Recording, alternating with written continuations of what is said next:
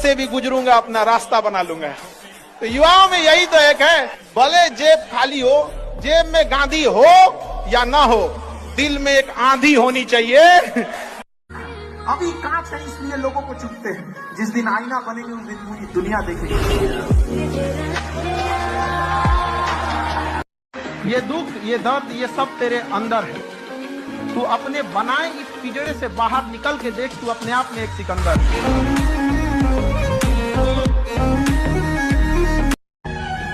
याद रखना, अगर अमीर नहीं बने तो माँ बाप दवाई की कमी से मर जाएंगे। कि अभी का जो दौर चल रहा है, सर्वाइवल ऑफ द फिटेस्ट नहीं, सर्वाइवल ऑफ द रिचेस्ट। इसलिए देर से बनो लेकिन जरूर कामयाब हो। वक्त के साथ लोग तुम्हारी खैरियत नहीं, हैसियत पूछेंगे। एजुकेशन याद रखिएगा, बहुत जरूरी चीज होता है एजुकेशन। हीरा लाख महंगा होता है, हमें पता है कि हीरा महंगा होता है। कांच से तो महंगा होता है हीरा, लेकिन जब हीरा लोग पहनते हैं तो उसी कांच में देखते हैं कि कैसा लग रहा है यहाँ पर। खुद महात्मा बुद्ध ने कहा था कि किसी योजना को किसी के बारे में तब तक मत बताओ जब तक तुम उसके सफलता तक न पहुंच जाओ। समझा? हम लोग के साथ एक लड़का पढ़ता था, इतना खचरा था, कभी कभी फोन करता था। हम लोग के समय नोकिया वाला छोटका फोन होता था, वो में सांप वाला गेम होता था बस एगो। फोन करेगा, भोजपुरी में बतियाएगा, तो कुछ आराम से एकदम भोजपुरी में बोलेगा, बिहाने उठ के फिजिक्स की किताब ले लो। तो हम लोग समझ जाएंगे कि जरूरत बात। कभी कभी अंग्रेजी में बोलने लगेगा, तो हम समझ जाएंगे इसके बगल में कोई ना कोई है, खूब अंग्रेजी में बोलेगा, तो हम समझ जाएंगे। बात पूछता, भाई इज्जत का सवाल है, फोन मत काटने रहना यहाँ पे, बोलता ना अंग्रेजी में बात करते रहो यहाँ पे। तू कैसे बोलता था? अंग्रेजी में बोलता था। हम लोग भी इधर से अंग्रेजी में बोल देते थे यहाँ पे, नहीं समझा? एक दिन हो गया दिक्कत। कैसे? तू अंग्रेजी में उधर से लेक्चर दे रहा था, किसी मैटर पे हैंड्स फ्री कर दिया। हम कहे ते बकलोल फिर चालू हो गई, ले बुझाता फिर बैठल बड़े कहीं ना, भोजपुरी में बोले के बाद बोल रहा कौन सी अंग्रेजी में बोलते रह जाए, यहाँ पे घरे में बैठल बनी हम। अखंड बेइज्जती हुआ उसका। कई लोग आरोप लगाते हैं कि अंबेडकर साहब केवल दलितों को सोचते थे। अगर दलितों को सोचे रहते ना, केवल दलितों का सोचते रहते ना, तो वो भी जिन्ना की तरह इतना पावरफुल थे कि अलग बना ले सकते। वो भी देश प्रेमी थे। समझ में आया कि नहीं आ गया? उन्होंने देखा था अत्याचार को, इसलिए उन्होंने सहा इस चीज को यहाँ पर, और तब वो आरक्षण दिया। कई लोग विरोध करने वाले ना भगवानों को नहीं छोड़। जमीन के अंदर से कुछ भी अगर कीमती चीज निकला तो सरकारी। आपके घर से पेट्रोलियम निकला, सरकारी। आपके घर से सोना निकला, सरकार का। मतलब घर में अगर कोई भी बहुमूल्य चीज है तो सरकार का, और कोई भी चीज खतरनाक मिलेगा तो आपका। हथियार मिला, आपका। पत्नी आपकी। लाइफ में जितना डाउन टू अर्थ रहिए, जितना सिंपल रह सकते हैं रहिए, क्योंकि कांटों पे चलना अगर आपको आता है तो फूलों पे चलना किसी को सिखाने की जरूरत नहीं है, आराम से चल जाएंगे। सबकी सबसे पहली जो शिक्षक होती है वो माँ होती है, इसलिए माँ का शिक्षित रहना बहुत जरूरी है। अगर कोई शिक्षित माँ है तो वो कभी भी अपने बच्चे को शिक्षा से दूर नहीं करेगी। ऊपर वाला भी जब आपको बहुत बड़ा जिम्मेदारी देने वाला होता है ना, तो पहले सोचता है कि इसका थोड़ा सा टेस्ट कर ले।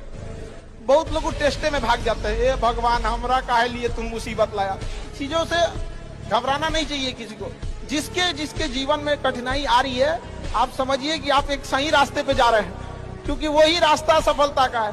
और अगर आपके जीवन में कठिनाई नहीं आ रही है, आप गलत रास्ते पे हैं, क्योंकि सफलता का रास्ता बहुत कठिन होता है। दुनिया की सबसे अच्छा अलार्म जो होता है वो माँ होती है। आप कहिएगा सुबह 7 बजे उठाने के लिए, वो आपको 6 बजे ही उठा देगी, और कहेगी बेटा 8 बज गया।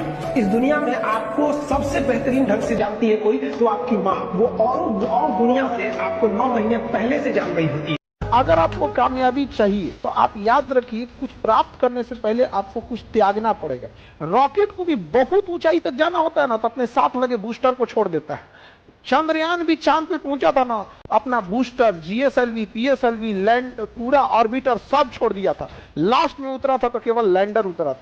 क्योंकि कुछ लोग आपको केवल रास्ते में साथ देने के लिए आते हैं, मंजिल तक आपको अकेले जाना होता है। एक बात हमेशा जिंदगी में याद रखना, तुम्हारे चेहरे पे अगर कोई दाना निकल जाए ना, उसको ढेर फोड़ करोगे ना और खराब हो जाएगा। 6 महीना इंतजार करो, दाना खत्म हो जाएगा, दिखेगा तुम्हें। जीवन में कोई तुम्हारी बुराई कर रहा है ना, उसका ज्यादा जवाब मत देना, छीछा लेदर हो जाएगा। लोग चाहे जितने बदतमीजी से बात करें, आप जवाब इज्जत से दीजिएगा, क्योंकि कुछ दिन बाद लोग उस सवाल को भूल जाएंगे, लेकिन आपके जवाब को याद रखा जाएगा। देखना कितना बदतमीजी होता है हमारे यहाँ, उसकी सारी मर्यादाएं पार कर दी जाती है। संविधान में लिखा गया है वोट जो होना चाहिए गुप्त मतदान होना चाहिए। हम किसे वोट डालें आपको नहीं पता होना चाहिए। तो लोग लाइन लगे रहेंगे ना, तो मीडिया वाला पूछेंगे इस बार आप किसको वोट देना चाहेंगे। वो बेचारा गांव का इंसान उतना पढ़ा लिखा भले ना हो लेकिन सभ्य रहता है, इधर उधर इशारा करता है, हाँ हम विकास के नाम पे वोट देंगे, हम उनको देंगे जो देश की भलाई करे। उसे पता है 1 मिनट में वो नाम बता सकता है कि किसको वोट डालेंगे। लेकिन इन बदतमीजों को देखो, ये कहलाते हैं पढ़े लिखे, और लाइन में कोई लगा है उसको पूछता आप किसको वोट देना चाहेंगे। एक समय ऐसा आएगा ना कि जब आपके पास 6 आएगा लेकिन उसकी कोई जरूरत नहीं रहेगी, फिर उसमें आपको कम की जरूरत रहती है। कभी कभी ऐसा होता है ना लूडो में, कि 2 आएगा तो हम पास हो जाएंगे, बट उससे ज्यादा आ जाता है। जिंदगी में भी एक दौर ऐसा आएगा ना जब इंसान के लिए पैसे वैसे की कोई महत्व नहीं रह जाएगी यहाँ पर, फिर इंसान सुकून शांति ढूंढने लगता है। प्रोक्रास्टिनेशन से बचिएगा, उसका उपाय बस यही है कि जब भी आप पढ़ने जाइएगा तो आपका मन अजीब सा होगा कि थोड़ा सा पानी पी लेते हैं, थोड़ा बेड और ठीक से कर देते हैं तब पढ़ते हैं, एक काम करते हैं थोड़ा सा चाय पी लेते हैं तब आते हैं, कपड़ा धुल लेते हैं तब पढ़ते हैं। ये पहला लक्षण है। इसका एक ही उपाय है, जो मन कहे उसका उलाट के करो। समझ में आ गया कि नहीं? तुरंत बैठ बढ़ जाओ, क्योंकि ये महज 7-8 सेकंड में आपके दिमाग पे हावी हो जाएगा। और जैसे हावी हो जाएगा आपको तुरंत निकल जाएंगे, थोड़ा सा चाय पी के आते हैं, चाय पियेंगे तो थोड़ा टहल के आते हैं, थोड़ा सा गंगा घाट देख लेते हैं, ये करते, फिर आपका बर्बाद हो जाएगा टाइम। इसलिए बेटर है कि जैसे आपको लगे कि नहीं हमको पढ़ना है, और दिमाग से कहिए हाँ हमको पता है, तुम कहेगा कि चाय पीने चल, कहेगा कि थोड़ा सा लेट के दीवार की ओर घूम जाते हैं, थोड़ा सोच लेते हैं। जब मेरी नौकरी होगी ना, बड़ा खराब बीमारी है जी, और आप लोग को लग रहा है केवल आप बर्बाद है, ये संख्या आपसे डबल लड़कियों। हमसे लोग कहते हैं कि मुखर्जी नगर वो जगह है जहां बहुत लोग सफल होते हैं, लेकिन यह हकीकत यह है कि वो जगह है जहां से बहुत सारी बददुआएं निकलती हैं, जहां लाखों लड़के बर्बाद होके गए केवल उस लिए कि कुछ लोगों की जेब भर सके, किसी की झोलियां भर सके। लेकिन हम ऐसी झोलियों का भर के ऐसे पैसे का क्या करेंगे जो किसी के सपनों को कुचल के आगे गया हो।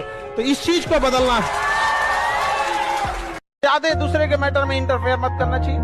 बड़े इंसान हमेशा चीजों को इग्नोर करके चलते हैं। लाइफ में सबको इंपॉर्टेंस दीजिएगा तो आपका कोई इंपॉर्टेंस नहीं रह जाएगा। समझा गया कि नहीं? लोगों को कभी इतना भी भाव मत दे दीजिएगा कि आपको रद्दी के भाव समझ गए। जहाँ 2 कौड़ी के लोग अपनी बहसबाजी करते हैं वहाँ समझदार इंसान चुप हो जाते हैं।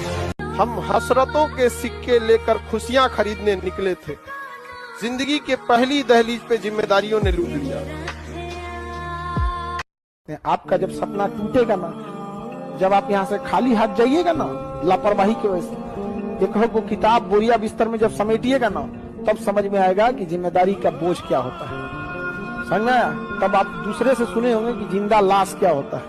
उस तरह से एक एक गली जब खाली हाथ लौटेंगे ना तो याद आएगा, जब ऑटो में रिक्शे में बैठेंगे ना तो यहाँ हम चाय पीते थे, यहाँ फोटोकॉपी कराया करते थे, यहाँ से सब्जी खरीदते थे, यहाँ होकरा झाँकते थे, हुए तो डुबैले से हमरा समझ में आ गया कि नहीं आ गया? इस सब चीज से बचा। जिस दिन बहुत कामयाब हुईएगा ना, उस दिन आपका दुख दर्द सुनने वाला कोई नहीं रहेगा। इसलिए ऊपर वाला उसी को कामयाब बना सकता है जिनकी कंधे इतने मजबूत हो कि जिम्मेदारियां लेके भी मुस्कुरा के रहे, कोई दिक्कत नहीं। जो गर्लफ्रेंड लेके घूमते हैं ना, वो कभी इस मुकाम पे नहीं जा सकते हैं। अगर आपको काबिल बनना है ना, बाज की तरह उड़ना है, तो बार बार बोलते हैं इन तितलियों का साथ छोड़।